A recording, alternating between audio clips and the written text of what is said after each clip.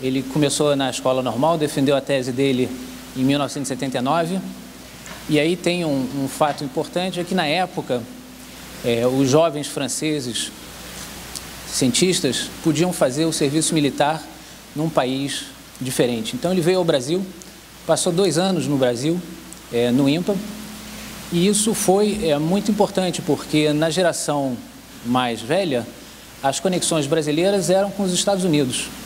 E foram esses jovens franceses que vieram ao Brasil que permitiram estabelecer laços fortes com a França, e hoje a França é o principal parceiro em matemática do Brasil, e isso começou com a vinda desses jovens. Etienne foi, eu me lembro do Bonatti, Yocoz foi um pouco antes, tem Catio também veio. Então veio toda uma geração de jovens franceses que estabeleceram parcerias com o Brasil e que, como vocês podem ver, continuam até hoje. Então, Etienne defendeu, ele trabalha em sistemas dinâmicos, eu não vou explicar para vocês exatamente o que ele fez, porque nem eu entendo bem, mas teve muito sucesso. Quer dizer que vocês estão aqui participando do Encontro Internacional de Matemática, ele foi convidado para dar uma palestra em 1990, em Kyoto. Depois ele foi convidado em 2006 para dar uma palestra plenária e foi novamente convidado para dar uma palestra em 2014. Então, isso mostra a qualidade da matemática que ele faz. Por outro lado, ele recebeu muitos prêmios, tantos prêmios que eu não posso aqui contar para vocês, perderia muito tempo dizendo todos os prêmios que ele ganhou. Basta? Bom, tá bom. Então, ele ganhou muitos prêmios e só vou mencionar mais uma coisa, que ele também se preocupou com o ensino da matemática. Então, ele tem... Inclusive, nós distribuímos para vocês, para os medalhistas, alguns anos atrás, um vídeo sobre caos que ele produziu junto com outros. Então, muito prazer, fico muito feliz em recebê-lo e vamos agora, então, aproveitar.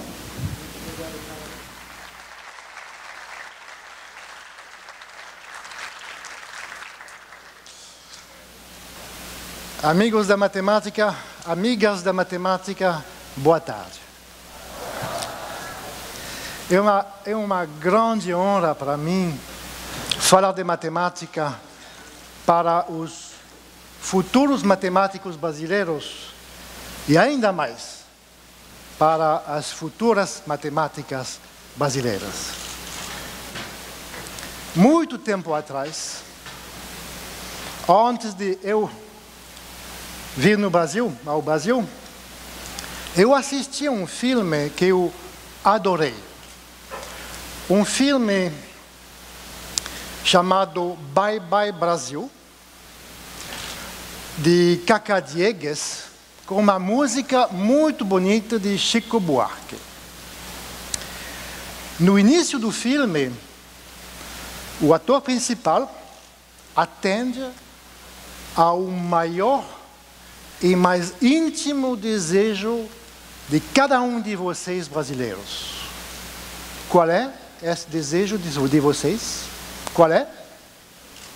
Vamos ver um pedaço do filme.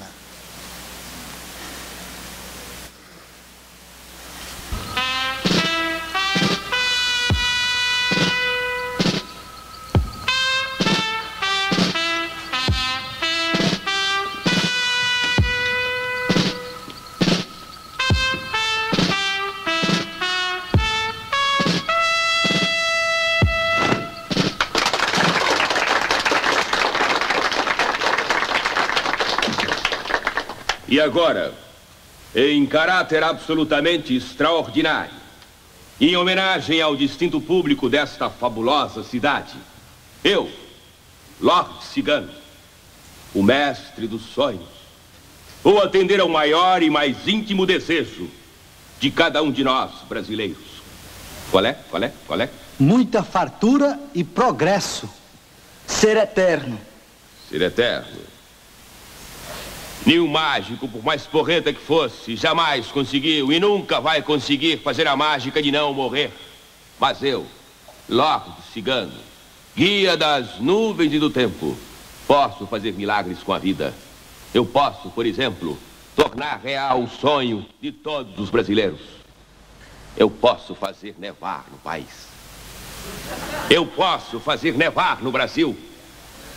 Para Vigo me foi. Neve.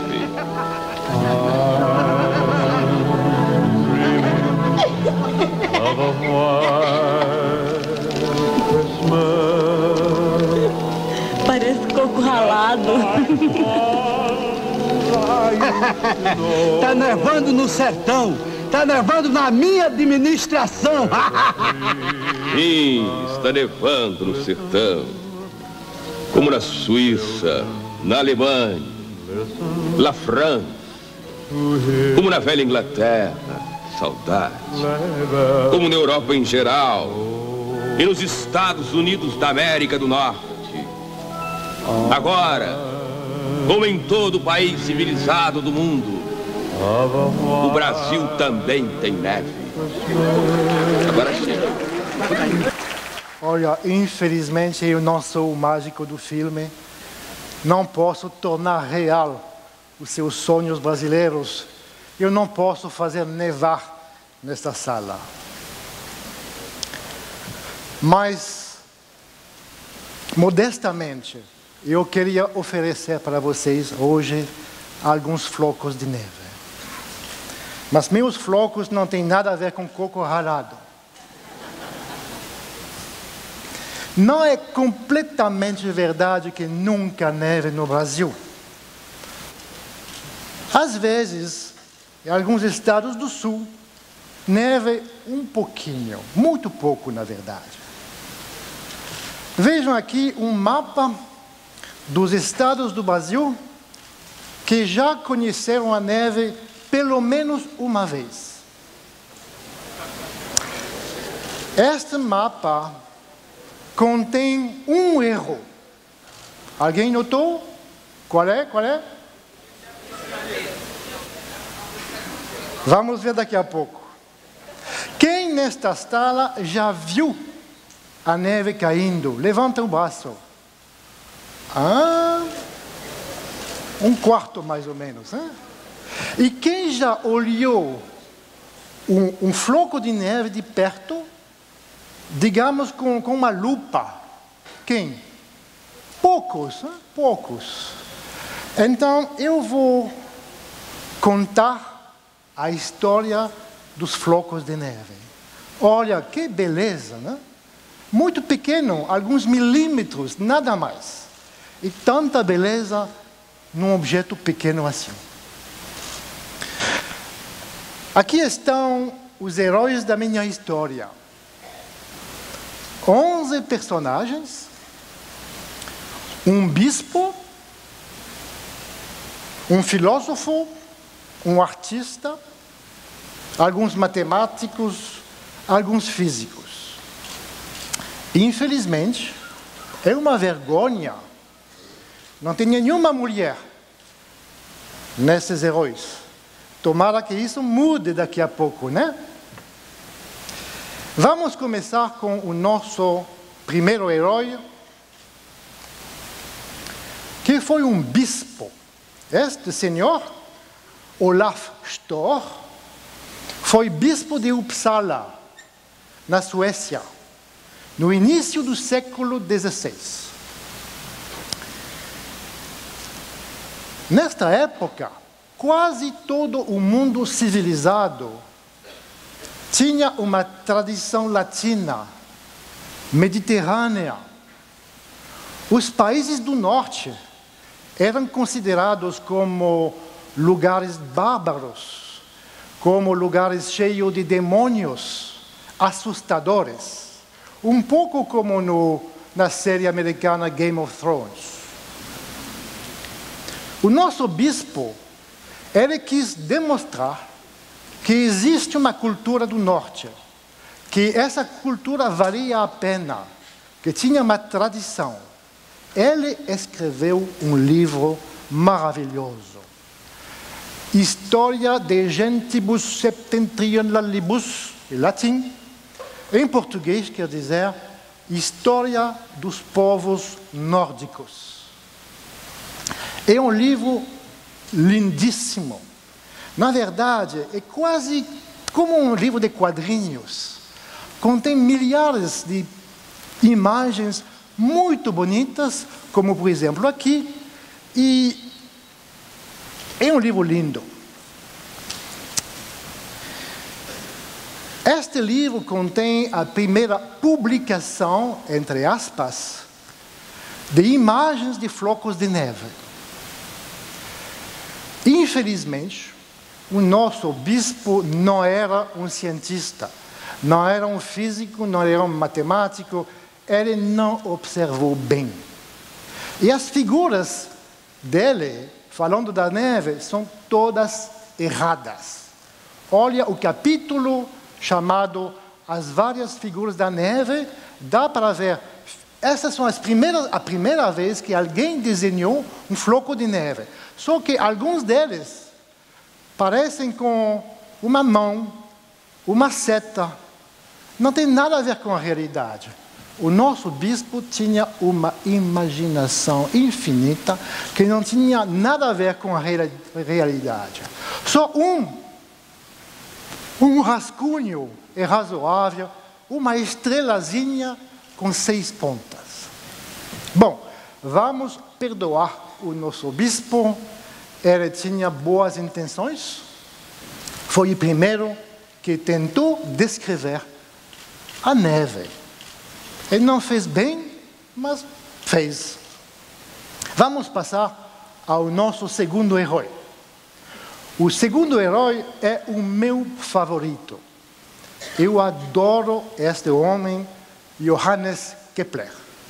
Johannes Kepler é muito conhecido como o cara que entendeu as trajetórias dos planetas do sistema solar. Mas abrindo a porta para o trabalho de Newton, gravitação, tudo isso. Mas hoje não vou falar disto, não vou falar de astronomia. Johannes vivia numa época um pouco particular. Esta época do Johannes era a fronteira entre o mundo antigo, essencialmente religioso, e um mundo novo, o mundo da ciência. E ele, Johannes, tinha um pé de cada lado. Ele, na verdade, o propósito dele era de entender a obra de Deus através da matemática. Ele queria entender a obra de Deus através das simetrias. Hoje não falamos assim, mas, de uma certa forma, o entendimento da natureza através da matemática é um conceito muito moderno. E as simetrias que o Johannes tentou achar na natureza, as simetrias ainda hoje estão na raiz da ciência. As simetrias governam matemática e física. Em 31 de dezembro de 1610, ele foi convidado na casa de um amigo para celebrar o Ano Novo. Ele estava procurando uma ideia de um presente para oferecer ao amigo. Ele conhecia bem o amigo e sabia que o amigo gostava de coisas pequenas, mas não tinha ideia. Assim, de repente, a neve caiu. E um floco de neve caiu na mão dele. Ele olhou, achou maravilhoso e imediatamente decidiu: isto seria o presente. Ao mesmo tempo, minúsculo, muito pequeno e também imenso. Agora, como que pode fazer para oferecer um floco? Não dá para embrulhar. Então, ele decidiu escrever um livro descrevendo os flocos de neve e oferecer o livro ao amigo. E assim fez, escreveu o livro. Aqui está a capa do livro. Em latim, claro, não entendo latim, mas existem traduções em francês e inglês. Vamos ver. Lá em cima, ele vai colocar o nome dele, Johannes Kepler, e por baixo, imediatamente, ele vai escrever a profissão dele, a coisa que ele gosta mais. Ele, com orgulho, é um matemático. E depois vem o título seu de, não falo latim, seu de nível sexangular. Em estrena seu de nível latim. Em português, seria um presente para o ano novo, a neve hexagonal. É um livro fantástico. Na verdade, muito curto, 25 páginas, tem poucas páginas, alguns desenhos. Um livro muito interessante. Neste livro, ele faz perguntas. Observa os flocos de neve. Mas repara o seguinte, que ele não tinha nenhum instrumento, nenhum microscópio, nada, nenhuma lupa, olhou com os olhos. E ainda pior, os olhos dele não eram bons, ele não enxergava bem. Mas mesmo assim, olhou, observou as propriedades principais dos flocos, fez perguntas, tentou responder, entendeu que não tinha entendido, fez outras perguntas, propôs outras respostas. Enfim, ele usou o poder do raciocínio. Era um matemático excepcional. Vamos ver um floco. Eu acho que o Johannes teria gostado de ver esse tipo de fotos modernas de flocos. Que beleza, não?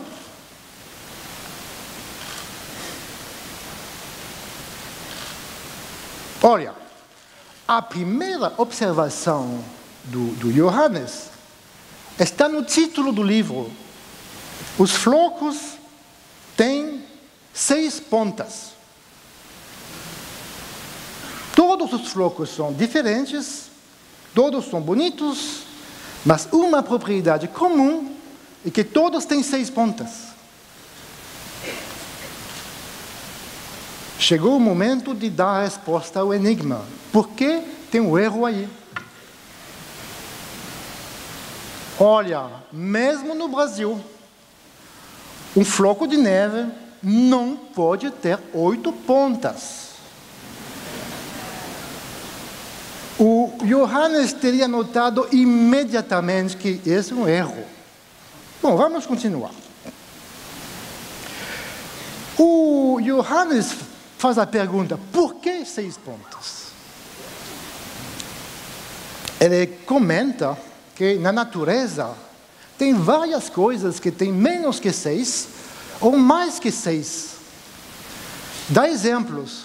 Por exemplo, muitas flores têm 5 pétalas, não 6.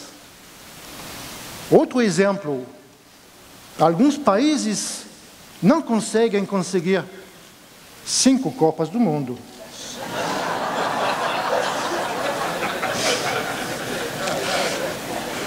Olha, sacanagem, porque meu país só conseguiu 2. Outras coisas, entre aspas, tem mais. Quantos braços é esse polvo? 8. Então, Johannes diz, já vi coisas semelhantes na natureza que talvez podem explicar os 6. Ele já viu alvéolos de abelhas. Alvéolos de abelhas são hexágonos. E cada hexágono, na verdade, tem 6 outros hexágonos que são vizinhos. E Johannes Kepler conhece muita geometria. Ele sabe muito bem que esse 6 aqui está relacionado com uma propriedade bem clássica e simples de geometria, que eu acho que muitos de vocês já conhecem. Começa com um disco, um real, por exemplo, e tenta colocar outros discos ao redor do primeiro, 1, 2, 3, 4, 5, 6. Perfeito.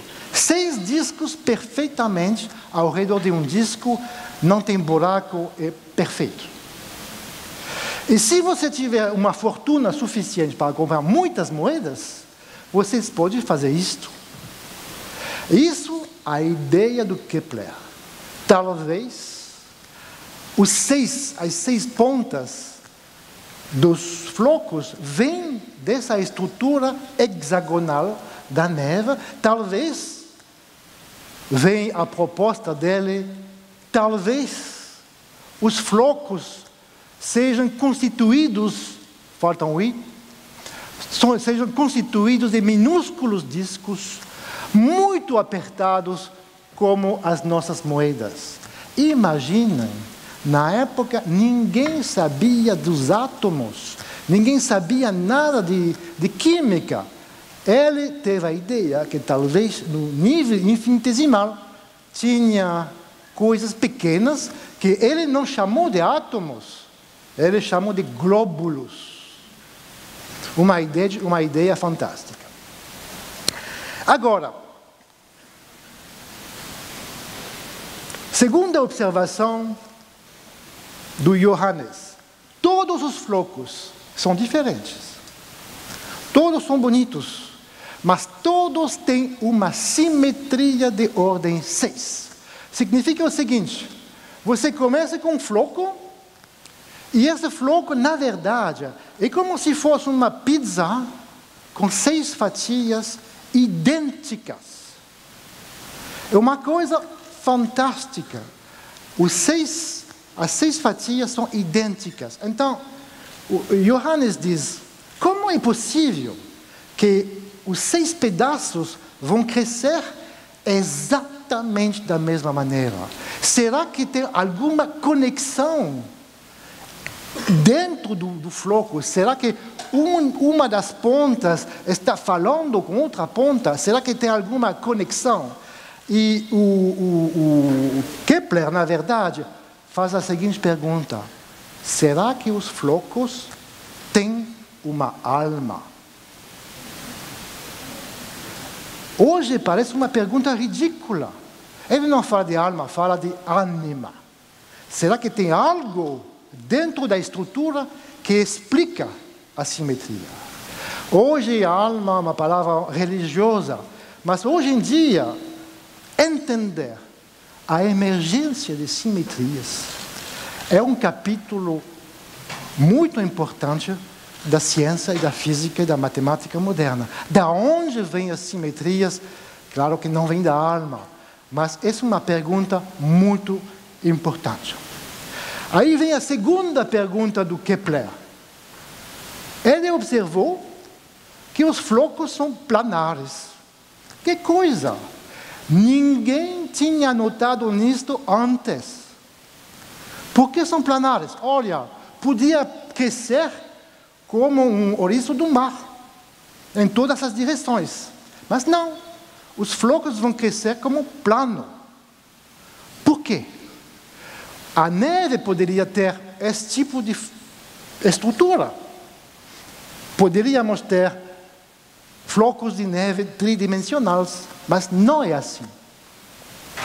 Então, o Kepler diz, sabe o que ele diz?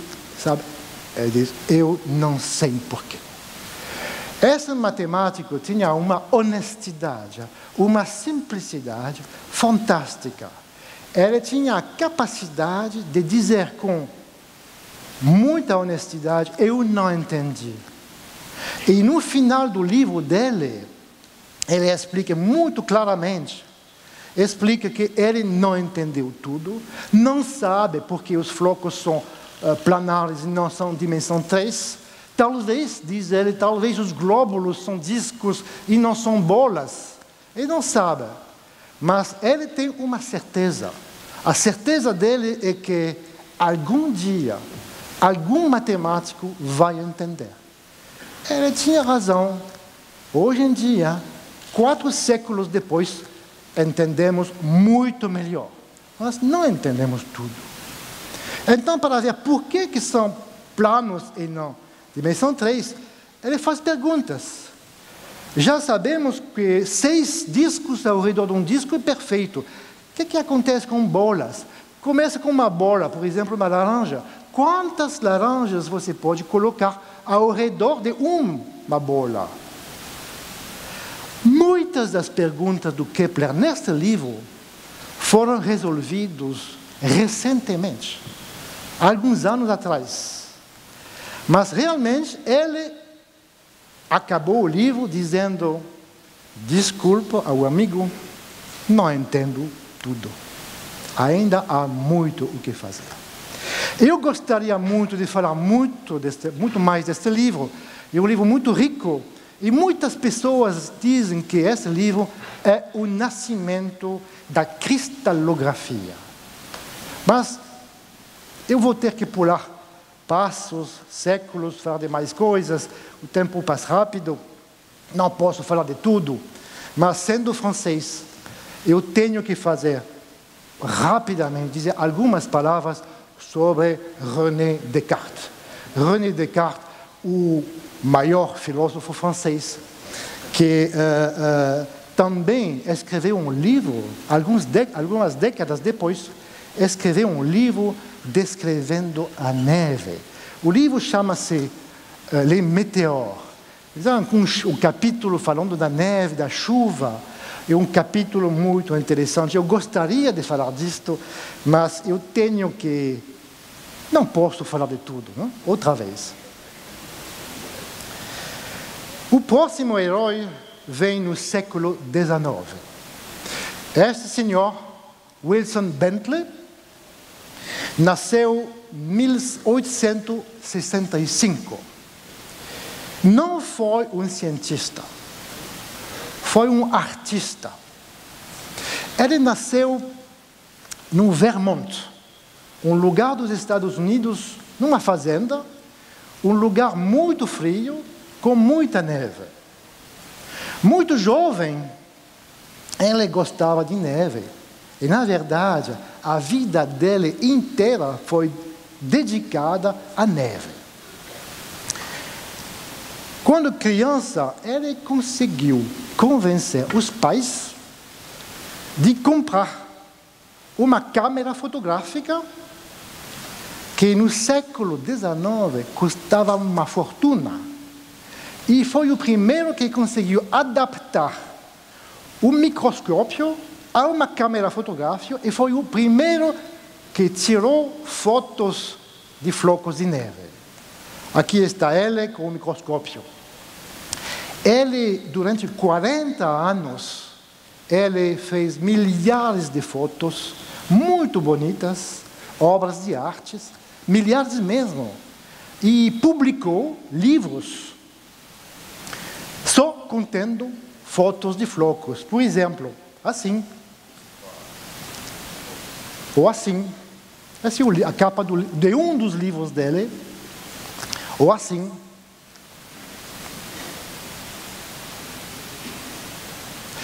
Ele fazia isto porque ele queria compartilhar a paixão dele pela neve com os outros, e em particular com as crianças. Por exemplo, essa é uma imagem de um livro infantil recente, mostrando o Wilson Bentley fazendo uma projeção num telão para crianças. As fotos do Wilson Bentley foram o maior sucesso. Todo mundo gostou. E, na verdade, hoje em dia, até no Brasil, dá para ver flocos em todo lugar, nos comerciais, como símbolo de Natal. Mesmo aqui, todo mundo já viu flocos, mesmo se poucos de vocês já tiveram a oportunidade de ver um floco. Graças a Wilson, o floco entrou na nossa cultura. E eu queria agradecer a Wilson, porque é um presente muito bonito que ele fez para a comunidade. O apelido dele era Snowman, o Homem-Neve. Foi muito útil. Vamos continuar. Mais um. São algumas fotos modernas de flocos da natureza. No final vou dizer quem tirou essas fotos. São muito bonitas.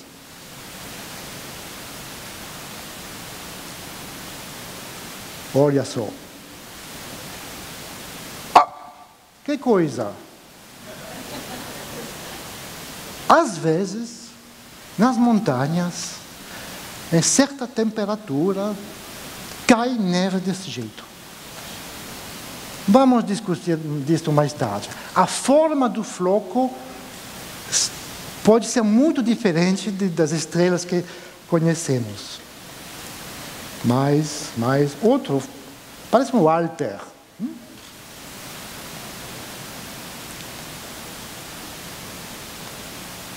Já vi essas fotos, mas cada vez eu acho bonitas. Hein?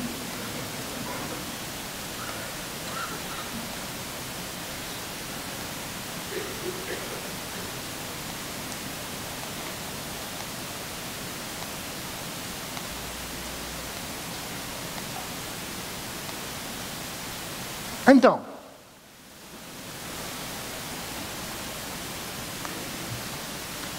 esses dois físicos, nos anos 20 e 30 do século 20, confirmaram a intuição de Kepler. Eles entenderam a estrutura atômica do gelo. Vocês sabem que a molécula de água contém um átomo de oxigênio e 2 átomos de hidrogênio. Quando a temperatura fica alta demais, as moléculas de água vão dançar de uma maneira independente, rapidamente. A água está na forma de um gás, chama-se o vapor. As moléculas são independentes. Quando a temperatura vai baixar, as moléculas vão se aproximar.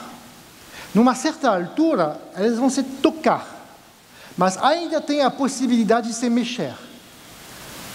O vapor virou água líquida, a água que bebemos. E quando a temperatura baixa ainda mais, as moléculas,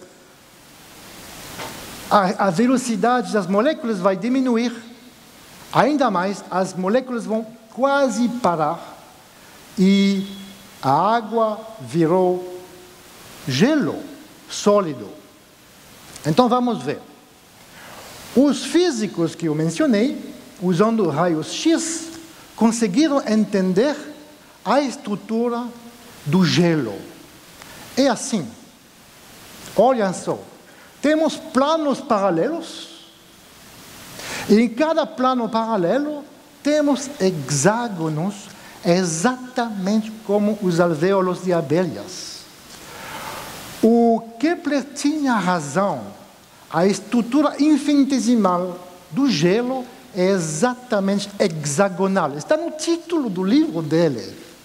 Ele tinha, não se tinha entendido, mas ele tinha uma intuição desta estrutura. Bom, vamos tentar entender um pouco melhor esta estrutura com um segundo filme que vai mostrar o que acontece quando a molécula de água se cola. Opa! Moléculas de água vão se colar e vão formar hexágonos.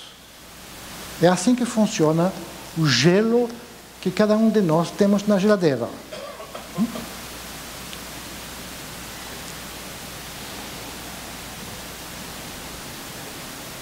É assim.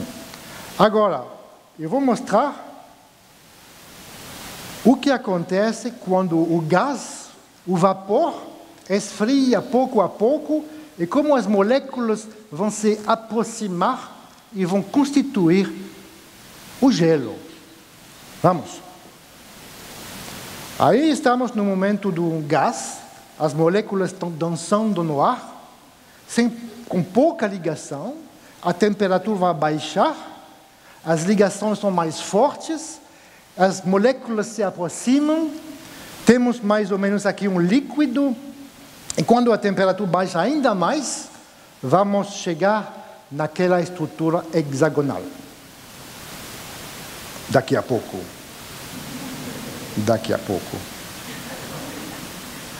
Dá para adivinhar os hexágonos, talvez? Estão chegando. É assim.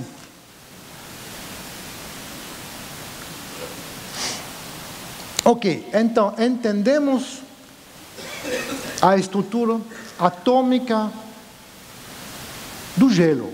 Tudo bem, entendemos a estrutura atômica de um cubo de gelo na geladeira. Mas o que isso tem a ver com os flocos de neve, com aquela estrutura maravilhosa e rica? Para estudar isto, este físico Nakaya estudou a neve durante 40 anos. Ele fez basicamente duas coisas importantes. A primeira coisa que ele fez foi uma classificação. Os cientistas gostam de classificação, especialmente quando não entendem de algum fenômeno. Por exemplo, os biólogos fizeram uma classificação das espécies animais muito antes de entender do DNA. Os químicos fizeram uma classificação dos elementos químicos muito antes de entender os átomos. Da mesma maneira, aquele físico japonês fez uma classificação dos flocos de neve para entender o que não entendia. Então, por exemplo, alguns flocos são parecidos com samambaias. Então, vamos fazer um bloco assim, o tipo samambaia. Alguns flocos têm um bordo bastante bem definido. Alguns flocos são do tipo estrela. Fazendo assim, estudando a natureza, observando a natureza, o físico japonês fez uma classificação em 35 tipos de flocos de neve. Aqui temos 35 tipos possíveis que acontecem na natureza. Na verdade, hoje em dia, essa classificação foi melhorada. Hoje temos uma classificação com 121 tipos. Isso foi a primeira contribuição do Nakaya, entender, descrever flocos, sem tentar entender, descrever. Já é um passo científico fundamental, em descrever os objetos que você queria entender. A segunda contribuição do Nakaya foi a seguinte: antes dele, as pessoas estudando a neve saíam de casa para fazer observações na natureza, para observar flocos de verdade na natureza. Ele teve a ideia de criar flocos artificiais no laboratório, sem sair de casa. Então, você vê aqui uma foto dele trabalhando no laboratório. Aí, ele estudou como que a forma de um floco vai depender de parâmetros como, por exemplo, temperatura, umidade. Ele vai construir flocos artificiais na casa dele e olhar a forma do floco como depende dos parâmetros. Ele trabalhou muito fez milhares de experimentações, trabalhou muito mesmo. E o trabalho dele, mais ou menos, vou mostrar algumas imagens, são flocos que estava construindo no laboratório dele. Não? São fotos de flocos artificiais, não são da natureza, são de laboratório. E podemos resumir o trabalho dele desta forma. Essa é uma tabela bem conhecida dos peritos da neve. Tem duas coordenadas, aqui tem a temperatura e aqui tem a umidade. E cada ponto no plano dá a forma do floco que vai sair nessas condições. Se você considerar, por exemplo, 10 graus abaixo de zero e tanta umidade, você vai conseguir um floco que parece como uma coluna. Esse é o trabalho dele. Na verdade, até hoje, muitas coisas nessa tabela são difíceis. Não entendemos porque, mudando a temperatura de alguns graus, 2, 3 graus, muda completamente a forma do floco. Outro mundo. Os físicos de hoje não sabem por quê. Isso foi o trabalho do japonês. Bom, eu vou mostrar algumas fotos de flocos artificiais. Não são naturais, são artificiais. E, na verdade, os peritos, os especialistas, olhando as fotos, dizem: esta é natural, esta é artificial. E imagino que para vocês é um pouco complicado, mas são flocos artificiais. Talvez são um pouco mais regulares que os flocos naturais. Parecem obras de arte, não?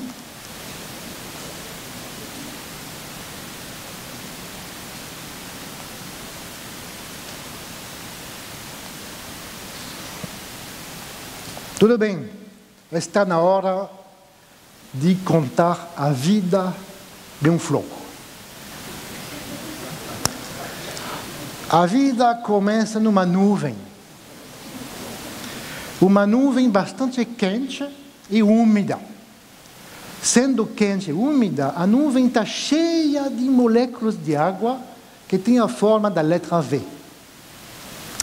E, num certo momento, uma outra nuvem chega. Uma nuvem mais fria que a nuvem inicial.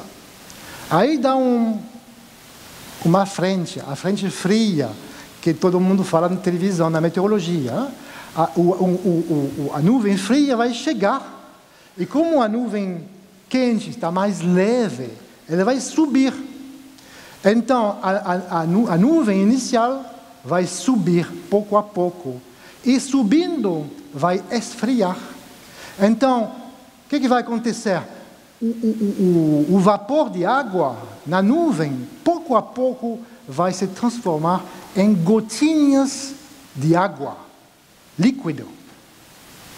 E subindo cada vez mais, algumas das gotas de água vão se transformar em pedaços de gelo. Isto significa que, num certo momento, temos na nuvem, temos água, vapor, água líquida e água gelada. E acontece que a água líquida vai liberar um pouco de vapor, e o vapor vai dançar na nuvem e vai se colar nos pedaços de gelo para criar o crescimento de um floco. E pouco a pouco o floco vai passear na nuvem, crescendo, crescendo, crescendo, até que ele engorda demais. E quando engorda demais, fica pesado demais, cai no chão. E isso que acontece quando neve. Isso acontece todo dia, até no Brasil. Até no verão. Mas o que acontece? Que aquelas joias caindo do céu, antes de chegar no solo, derretem. É uma pena, não? Essas coisas maravilhosas que chegam todo dia no Rio de Janeiro, chegam como chuva. E às vezes chuva no Rio, não? Também outras cidades do Rio. Então isso é a vida de um floco. Então, para entender melhor, vamos ter que fazer um pouco mais de quê? De matemática. Vamos tentar modelizar, entender da maneira mais simples possível o que pode acontecer naquele crescimento de um floco de neve. E como sempre na matemática, vamos tentar simplificar. Simplificar, simplificar cada vez mais.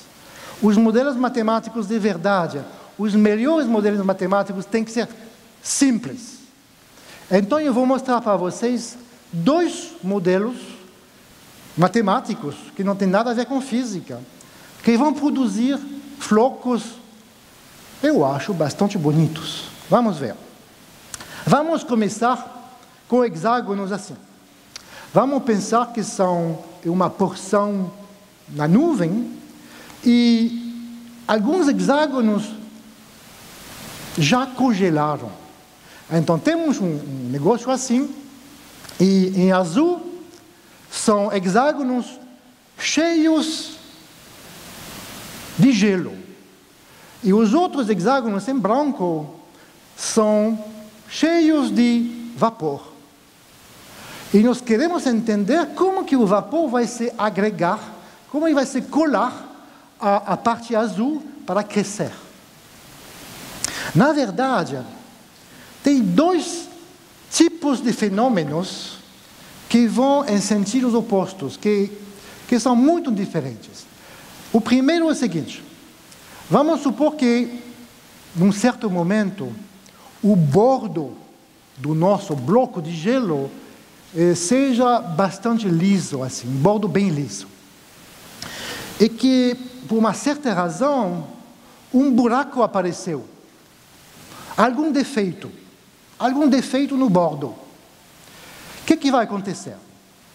Vocês devem imaginar que em azul é a região gelada, em branco a região com vapor.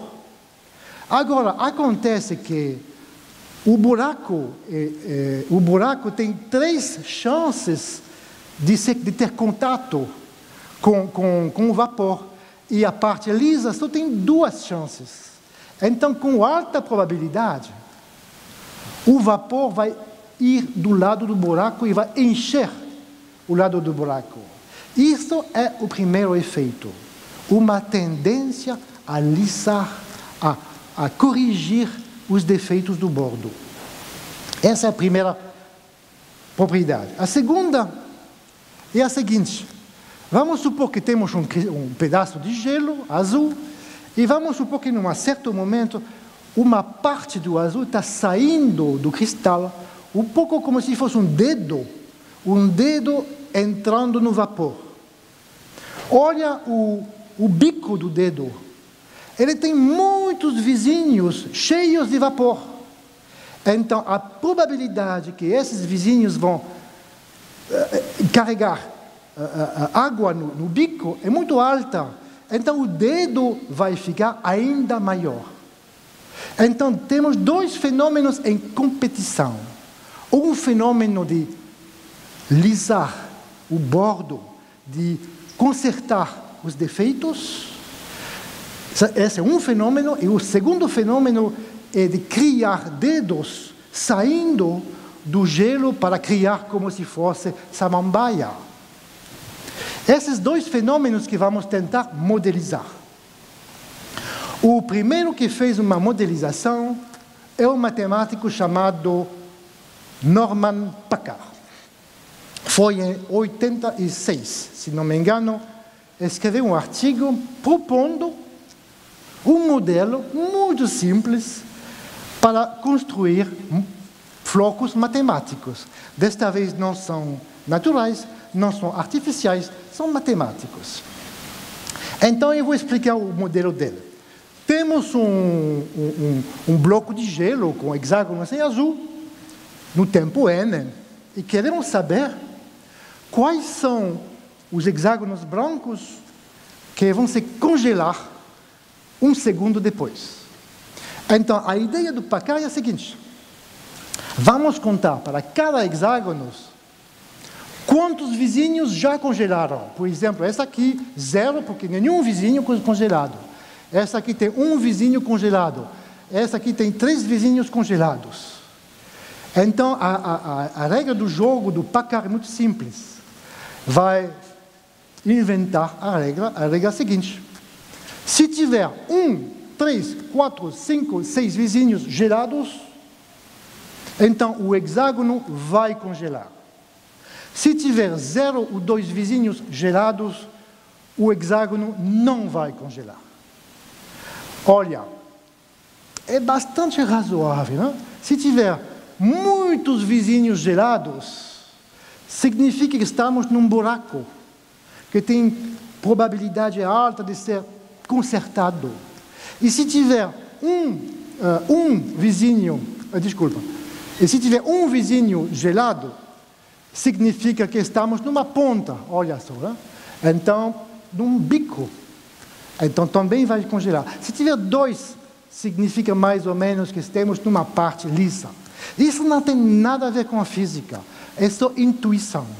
Tentando achar algum modelo que talvez vai produzir algo semelhante com flocos. Vamos ver o que dá.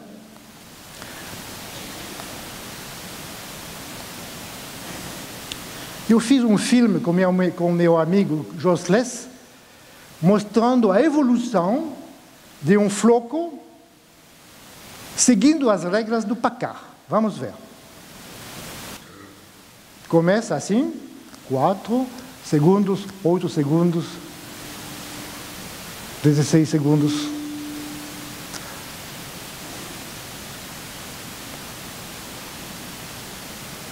Bom, vamos dizer que é bastante bonito, mas não é muito bonito. É bastante longe da realidade, né?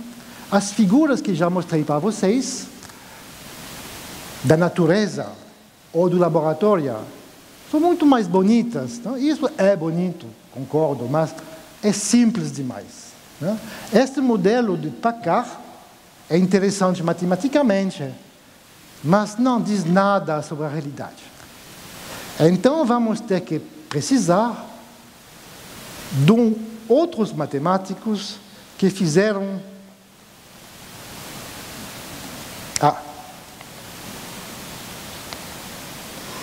Reiter. Ele conseguiu um outro modelo muito mais sofisticado, que eu vou explicar para vocês agora, rapidamente. Por favor, esse momento da palestra vai ser rápido. Se vocês não entenderam, não tem problema, não é importante. Eu só quero explicar para vocês que esse matemático teve uma ideia de complicar um pouco a ideia do PACCAR e conseguiu um modelo que dá imagens bonitas. Olha, começa assim. Agora, a diferença com o modelo anterior, e cada hexágono agora, antigamente era gelado ou não gelado. Agora, cada hexágono contém uma certa quantidade de vapor, que pode ser qualquer número real entre 0 e 1. Se a quantidade de vapor ultrapassa 1, significa que o hexágono congelou. Se a quantidade de vapor fica abaixo de 1, não congelou. Então, eu vou explicar como é a evolução daqueles hexágonos que, desta vez, em vez de ser gelado, não gelados, são gelados ou mais ou menos gelados, dependendo da quantidade de vapor. A regra é a seguinte: Eu vou distinguir dois tipos de hexágonos. Tipo 1 são ou aqueles que já congelaram ou aqueles que são vizinhos de alguém já congelado. O tipo 1 significa que são os hexágonos que têm alguma possibilidade, que possivelmente vão congelar daqui a pouco. E os outros vou chamar tipo 2. Então, a dinâmica do crescimento do floco é a seguinte. É meio como se fosse um jogo. Cada segundo, na verdade, vai ter 2 passos. Primeiro passo, chamamos isso de difusão. Cada hexágono do tipo 1 vai dar de presente a todos os vizinhos dele, tipo 2, vai dar de presente a todos os vizinhos dele uma parte do valor do vapor que ele continha. Isso chama-se difusão. O vapor vai ter uma difusão do vapor no exterior do floco. E no segundo momento, cada hexágono tipo 1 vai receber uma certa quantidade de vapor fixa. É um parâmetro. E começa, faça isso, etc. Tem parâmetros. Então, vamos ver o resultado. Também fiz filme. E vocês vão ver que desta vez, com um modelo mais complicado que eu descrevi rapidamente demais, desta vez é melhor. Vamos ver. Agora é um pouco mais, é melhor, não? Muito parecido com um floco de neve, né? Vamos ver outro filme com outros parâmetros.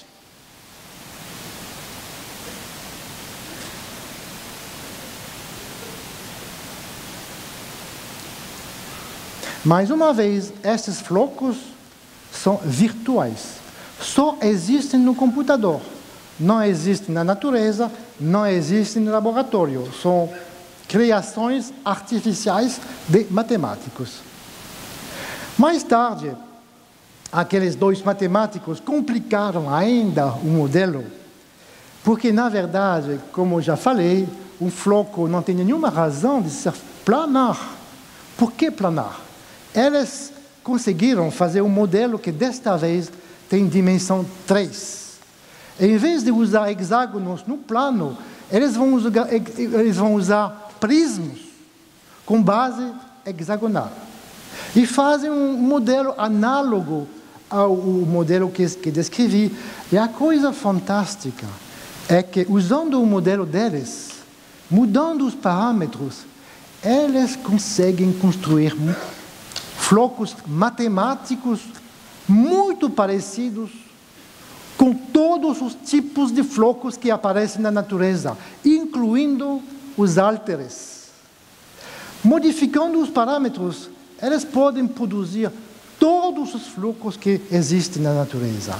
É um maior sucesso. A matemática consegue explicar a natureza. Neste exemplo, pelo menos. Eu vou mostrar alguns flocos, e antes disso vou dizer que os matemáticos fizeram uma piada.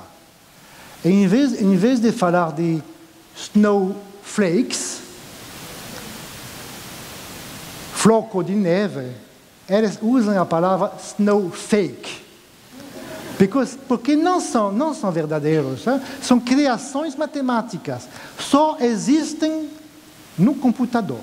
Então eu vou mostrar para vocês imagens de flocos fakes. Então, não esqueçam, no início da palestra você viu flocos de verdade na natureza. No meio da palestra você viu flocos artificiais de laboratório. E agora eu vou mostrar snowflakes que não existem. Vamos ver. Bonitos também, quase iguais, mas um pouco diferentes, mas são muito bonitos.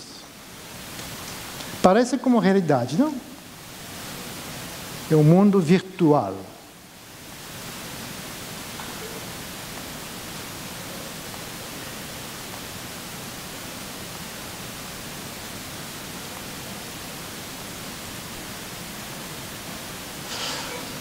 Agora eu vou apresentar a vocês um professor de física, chama-se professor Liebrecht. Eu acho que é o melhor especialista dos flocos de neve hoje em dia. Bom, depois de Kepler, claro. Né? Ele trabalhou muito e quase todas as fotos modernas que você viu hoje, quase essas fotos são dele. Ele é um físico, um matemático, um artista, escreveu alguns livros muito bonitos, artísticos, mostrando flocos maravilhosos. É um livro, esse livro, por exemplo, vale a pena mesmo. Olha, eu vou mostrar para acabar um filme que fez o professor Liebrecht, é o crescimento de um floco de laboratório. Então é um floco de verdade, não é snow fake. É um floco de verdade que vai crescer agora. Olha só, uma beleza. É melhor eu não falar.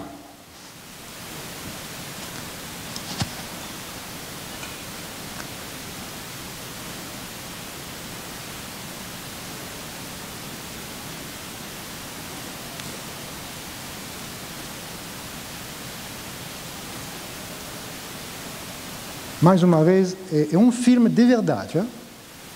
No laboratório de física. Eu acho fantástico.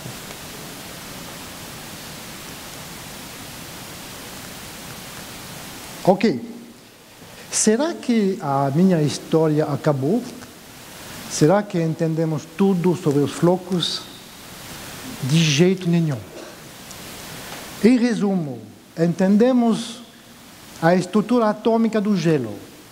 Entendemos mais ou menos como o vapor vai se colar no floco. Temos alguns modelos matemáticos que produzem coisas parecidas com flocos. Mas não entendemos nada dos modelos que eu mostrei. Não sabemos por que funcionam. Não entendemos quase nada sobre a física do fenômeno. Não sabemos se o modelo tem a ver com a física. Realmente, ainda tem muito o que fazer nesse assunto.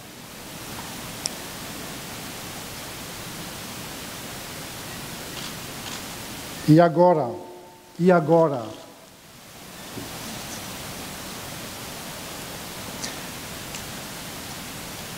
Em caráter absolutamente extraordinário, em homenagem ao distinto público desta fabulosa sala, eu, Etienne, que gostaria tanto de ser o mestre dos sonhos, das nuvens e da neve, mas que infelizmente não sou. Eu posso sonhar. Eu sonho que algum medalhista nesta sala vai continuar esta pesquisa. E meu sonho seria ainda mais bonito se fosse uma medalhista. Vamos tornar real o meu sonho.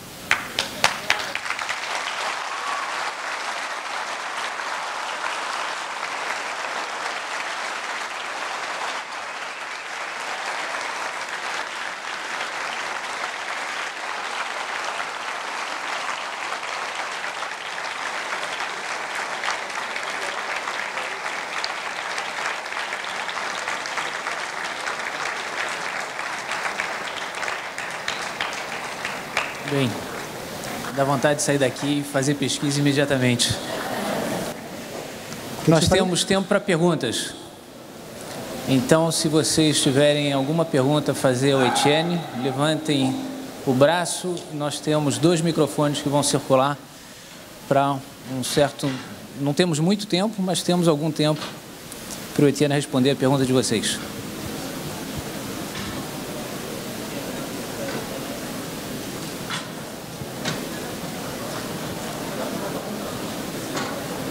Agora eu preciso enxergar.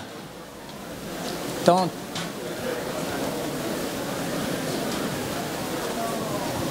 Quem levantou a mão? Não. Levanta o braço. Tá. O microfone está ali.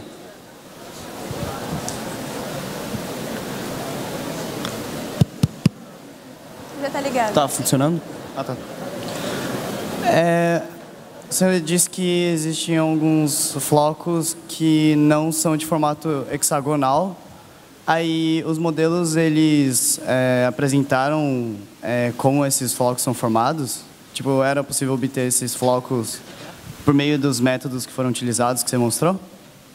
Os que eram halteres. Você entendeu a pergunta? Você mostrou flocos que são formas de halteres. Ele pergunta se esses modelos que você apresentou permitem construir esses flocos. Os modelos que eu apresentei permitem construir flocos parecidos com todos os flocos que dá para ver na natureza.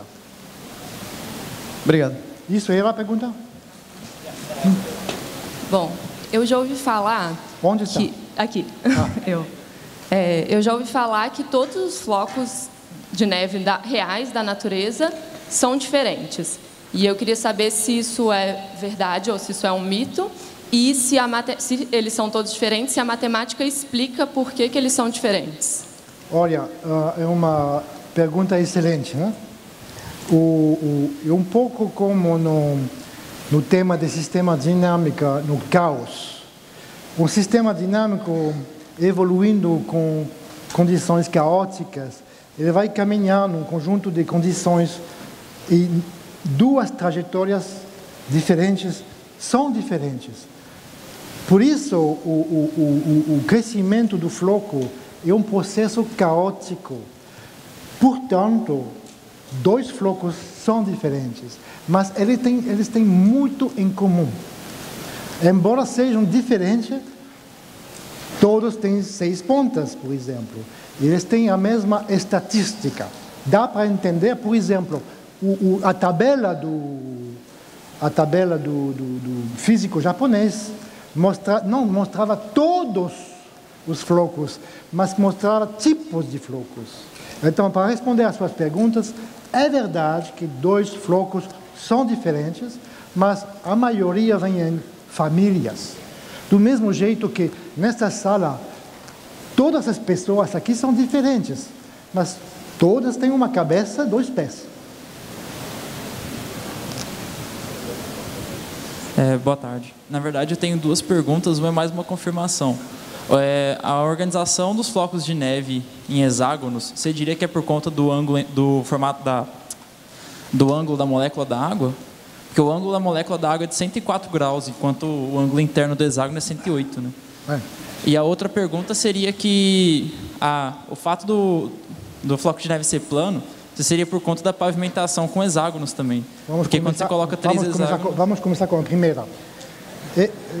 Você tem razão que a molécula de água tem um ângulo que não é 120 graus. Eu mostrei uma figura mostrando a estrutura do cristal de gelo como sendo planos paralelos com aqueles hexágonos. Mas mostrei muito rapidamente. Olhando de perto, você pode ver que os hexágonos não são exatamente planares. São hexágonos de verdade, mas o ângulo entre 2 consecutivos é o ângulo da molécula de água. Então é um plano um pouco torto. Mas globalmente é um plano, mas os hexágonos são... Tá bom? E a segunda pergunta era? O fato dele ser plano, seria por conta da pavimentação por hexágonos. Porque quando você coloca 3 hexágonos em torno de um mesmo ponto, eles se fecham de forma bem rígida, né? O que não acontece com as outras figuras. A cristalografia do gelo, tem livros inteiros, é um assunto complicado. Eu não sou muito experto de negócio. Eu só posso dizer que tem muitos tipos de gelo. Hoje eu mostrei só o gelo comum, o gelo que está na sua geladeira, que está nas nuvens, mas tem outros tipos de gelo com outros tipos de cristais. É muito diferente, né? E vocês devem saber também que um dos 2 prêmios Nobel que eu mostrei, Pauling, fez perguntas e conjecturas matemáticas sobre a chamada entropia do gelo, conjectura 1936, se não me engano, completamente aberta hoje em dia, é um problema de matemática pura, de geometria, de combinatórica. Então, o gelo e o cristal de gelo está cheio de perguntas fascinantes. Olá, Etienne, boa tarde. Aqui. Existe alguma relação dos modelos de formação dos cristais de gelo com o comportamento anômalo da água quando ela é aquecida de 0 a 4 graus, que ela diminui o volume e depois ela começa a aumentar? Bom, eu sei que é uma pergunta excelente, mas você deve saber que eu não sou físico. E eu não queria dizer, eu não gostaria de falar besteiras. Eu sei que o diagrama de fase da água é um diagrama muito complicado e muito especial, por uma razão estranha. A água é uma molécula muito especial, que tem aquela propriedade que você mencionou, que faz com que a derivada da curva de transição é negativa em vez de ser positiva. É uma bagunça muito complicada. Nem todo mundo, ninguém entende, né? Mais perguntas? Uma aqui. Ainda a respeito sobre o diagrama de fase da água, eu queria saber sobre os cristais que existem nas outras fases sólidas da água, porque a água ela é tão diferente que ela tem 20 tipos de estados sólidos diferentes, se você for ver num diagrama de pressão. É verdade. A água é um assunto muito complicado, muito rico, mais uma vez tem livros inteiros. Você mencionou o fato que a água sólida pode ter 20, 17, 20 formas diferentes. Hoje eu mostrei uma só, eu mostrei a forma hexagonal, que é a forma mais comum. As outras 19 formas são bastante exóticas, né? Tem que ir em condições climáticas muito complicadas, né? Mas concordo. A presença de outros gases na atmosfera interfere na formação dos cristais? Eu sabia que todas essas perguntas que eu ia receber seriam perguntas de físicos. Eu gosto de física, eu gostaria de conhecer as respostas.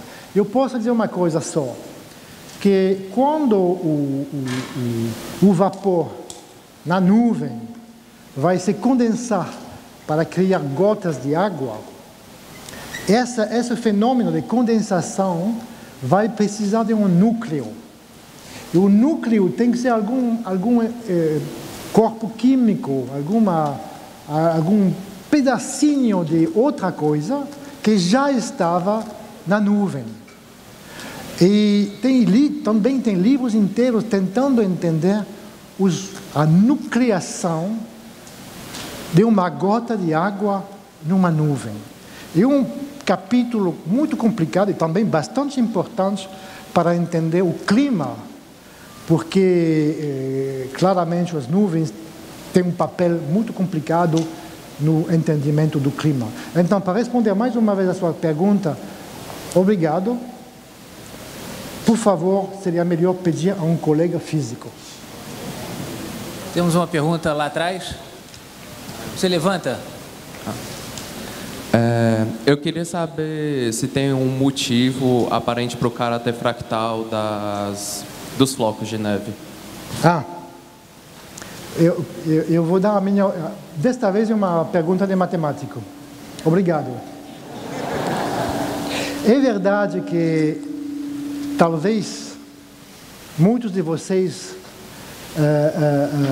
com o título da minha palestra, achavam que ia falar dos fractais. Porque, em geral, os matemáticos falam de floco fractal, floco de von Koch, tudo isso. Eu acho, pessoalmente, que isso não tem nada a ver com a natureza. É a imaginação infinita de alguns matemáticos que criaram objetos parecidos com flocos, mas é uma imaginação. Mas eu gosto de imaginação. Então, às vezes, a física vai propor ideias para matemáticos que talvez não tenham nada a ver com o problema inicial. Então, a minha opinião, que os conjuntos fractais de flocos, von Koch, tudo isso, são muito bonitos, muito interessantes, mas não tem nada a ver com física. Eu acho. Boa tarde. Existe alguma outra molécula além da água que cria flocos de tamanho visível? Outra molécula? Isso. Francamente, eu não sei. Eu vou fazer como Kepler, né? Quando não sei, vou dizer não sei. Eu não sei. Não sei. Se alguém souber, eu não sei. Tem uma pergunta lá atrás. Levanta. Levanta. Levanta. Levanta e fala. Levante. Tem alguma outra substância que também possa formar flocos como os da água? Sabe, eu acho que é exatamente a mesma pergunta que aquela que não sei. Se tiver outra pessoa fazendo a mesma pergunta, eu não sei.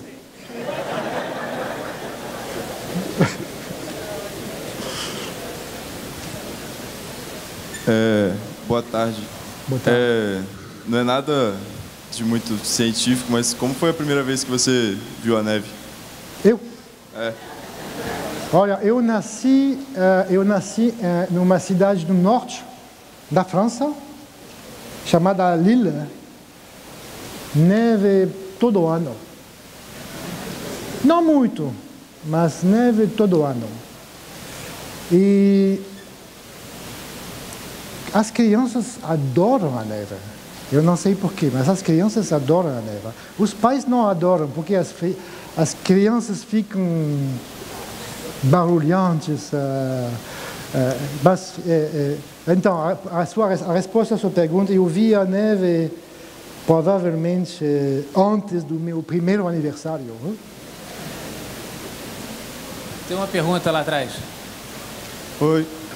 Eu queria saber se poderiam existir flocos não hexagonais de outros elementos, já que o motivo dos flocos de neve serem hexagonais, Eu não sei. Pelo menos você disse, né?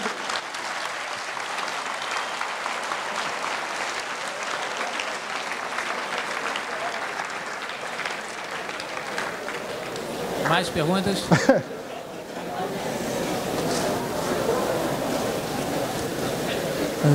Queria saber se tem outro elemento que forma flocos, não. Eu queria saber como é que a condição inicial não simétrica gera simetria no floco nos modelos que tu descreveu. Bom, eu vou repetir a pergunta porque é uma pergunta que eu gostaria de ter recebido. Obrigado.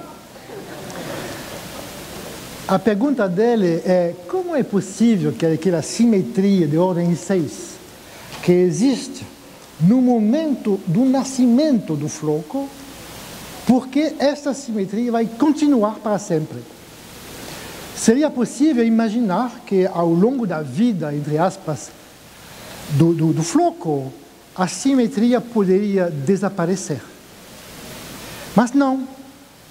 Começa com simetria e continua com simetria sempre.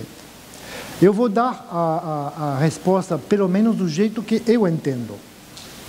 O floco está na nuvem e vai dançando assim, pequeno, muito pequeno. A cada momento, a temperatura, a umidade vai variar. Mas, num certo momento, as 6 pontas do cristal nascendo têm a mesma temperatura e a mesma umidade. Então, as 6 pontas vão crescer do mesmo jeito. E talvez um segundo depois vão ficar em outro lugar, com outra temperatura, outra umidade, e o crescimento vai mudar. mas vai mudar da mesma maneira nas 6 pontas. Está claro? Eu acho que isso entendo desse jeito. E eu li alguns artigos, eu acho que nem todo mundo concorda, mas eu concordo comigo.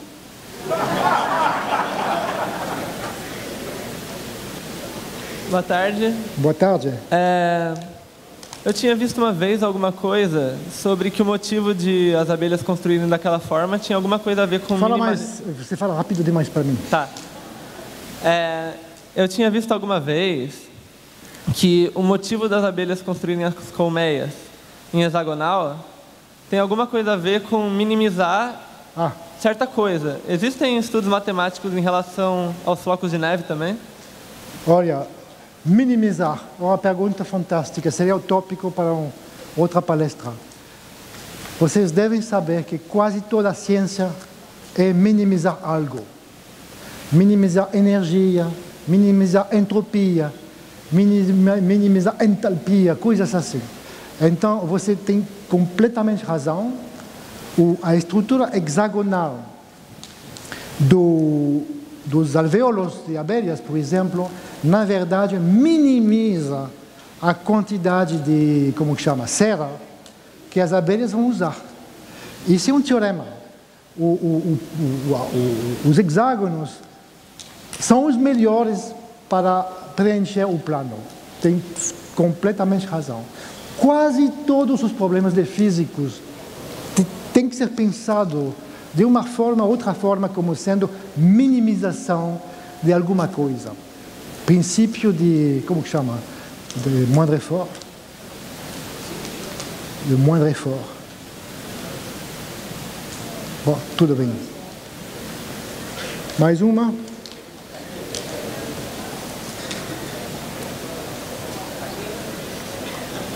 Aqui. Não vou esquecer você.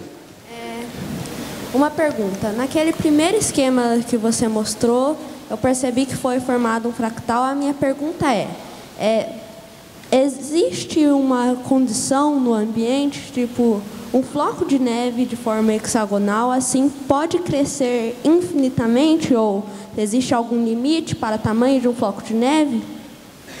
Olha, o limite do floco é muito simples, é o peso.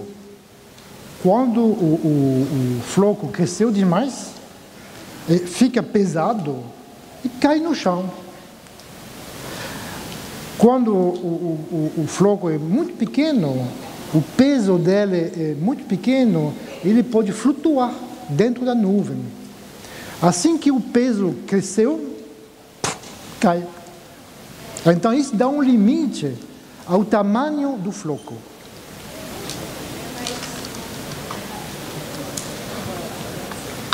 E se for em algum lugar que não tenha gravidade, como no espaço? Aí... mas sabe, no espaço não tem nuvem.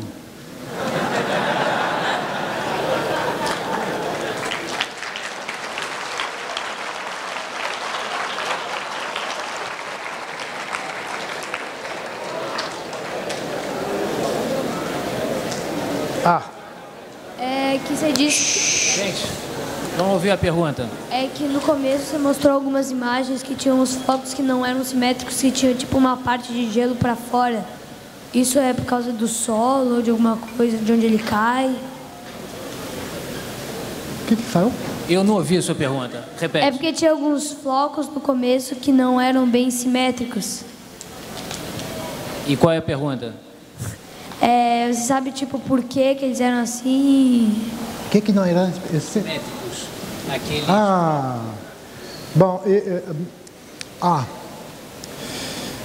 no livro do Liebrecht, o físico que eu mostrei no final, ele explica que fazer uma foto, tirar uma foto de um floco não é fácil. Um dos problemas é que tem que tirar a foto muito rapidamente, que o floco vai derreter. E o floco que você viu que faltava um pouco de simetria, na verdade tinha simetria, mas a foto chegou tarde demais. Se transformou um pouco em água. Tá claro? Tem uma pergunta ali. Levanta.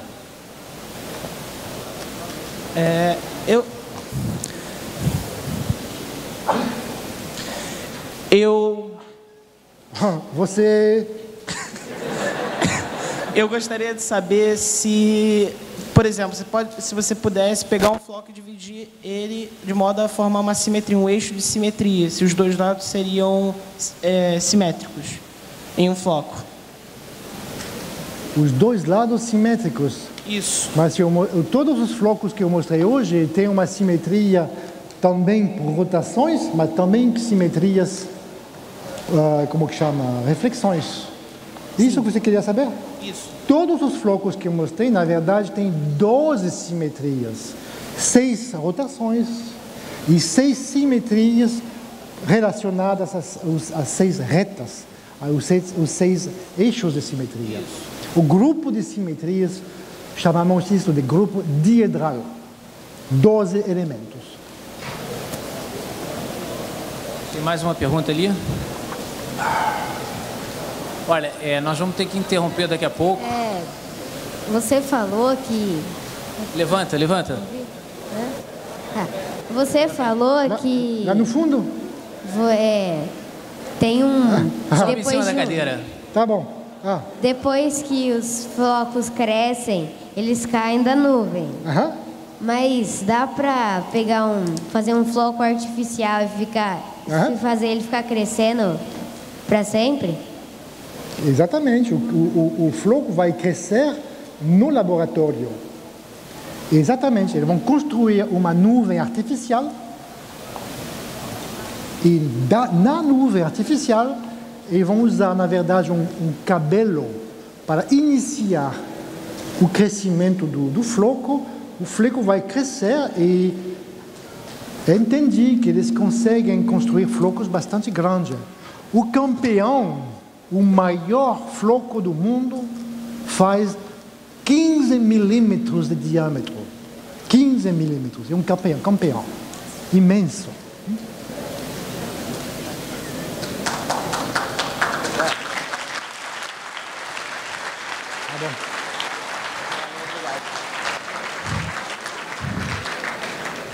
Olá, boa tarde. Eu queria saber se você acha que o fato dos flocos de neve terem um formato hexagonal é um sinal de que o Brasil vai ser hexacampeão em 2022?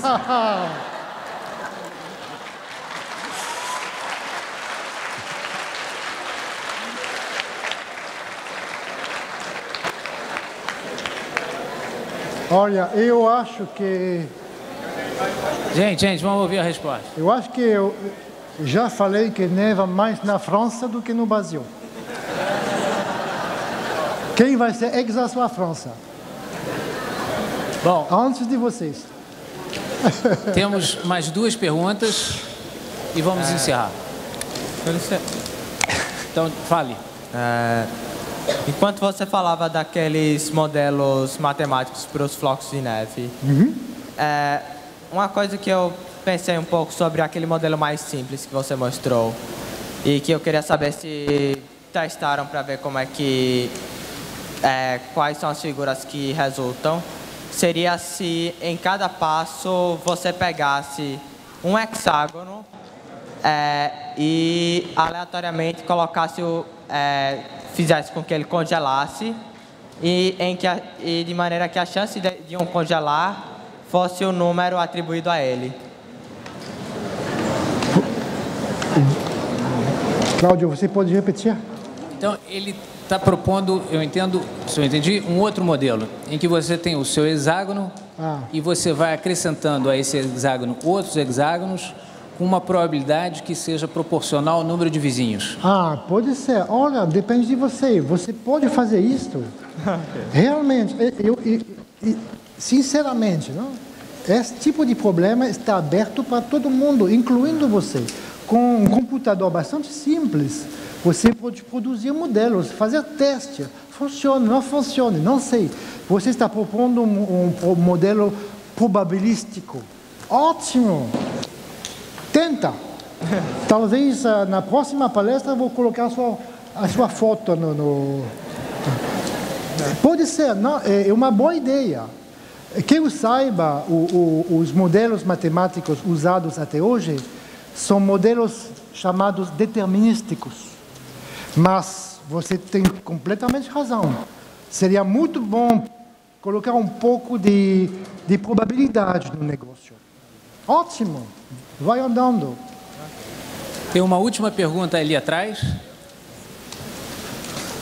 Eu gostaria de saber se existe a probabilidade ou a possibilidade de existir um floco de neve assimétrico. Assimétrica. Na natureza, no laboratório ou no meu computador? Em qualquer lugar em geral, assim. Na natureza, com certeza. Eu vou dizer uma coisa que é verdade. Né? Quando neve, os flocos que caem na mão, eu acho que o Kepler teve muita sorte. Porque, frequentemente, né, os flocos que você vê na sua mão, na verdade, não são bonitos. A maioria não tem simetria, são porcaria. Para ver flocos como eu mostrei hoje, você tem que observar muito bem, esperar muito tempo, mais ou menos de cada 10 flocos, um é bonito. Então, para responder a sua pergunta, a maioria dos flocos são degenerados, não são bonitos, não têm simetrias. Por quê? Porque na caída deles, desde o céu, eles perderam a simetria no último momento antes de cair no chão. Então, a resposta à sua pergunta, na natureza, a maioria dos flocos não tem simetrias. Porque perderam a simetria minutos antes de cair. Do ponto de vista da matemática, se o modelo é simétrico e determinístico, então a simetria inicial vai permanecer e o modelo vai construir flocos simétricos, não tem jeito. No laboratório, não sou físico. Bom, vamos agradecer essa palestra maravilhosa do Tia Diz.